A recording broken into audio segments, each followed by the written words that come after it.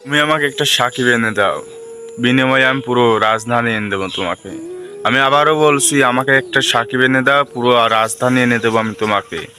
হ্যাঁ, এই সে ব্যক্তি যে 2006 সালে শুরু করে 2024 শেষ করে। 18 বছরের ক্যারিয়ার, তাকে নিয়ে বলতে গেলে শেষ হবে না কথা। আমি যখন খেলা বুঝি তারপর থেকে সাকিবের ফ্যান। এই সাকিব যখন কালকে বিদায় নিল, বুকটি কষ্টে ফেটে গেল। পারছি না সে বলতে, কেমনে থাকি ভুলে। তার বিদায়ের কথা শুনলেই বুকটা যেন ফেটে ওঠে কষ্টে। পারছি না আর থাকতে, তুমি ফিরে আসো আবারও। কি বাংলাদেশে ক্রিকেটের জন্য কি করে নাই, সে নিজের সর্বোচ্চ চেষ্টা করছে। দেব চৌধুরী, সে একটা সাংবাদিক, সে খেলার বা বোঝে না। সে কিনা বলে সাকিব টাকার জন্য খেলে। নিন্দুকের জবাব সে দিয়ে দিয়েছে।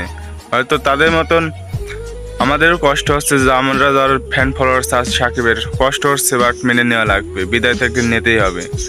সে T20 থেকে অবসর নিয়ে টেস্ট থেকেও বিদায় নেবে।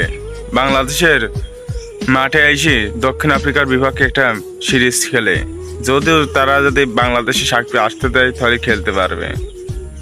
বাংলাদেশে আসবে সাকিব, তার কোনো সিকিউরিটি নাই। T20 থেকে বিদায়, টেস্ট থেকেও বিদায়ের পথে, খেলবে শুধু ওয়ান ডে।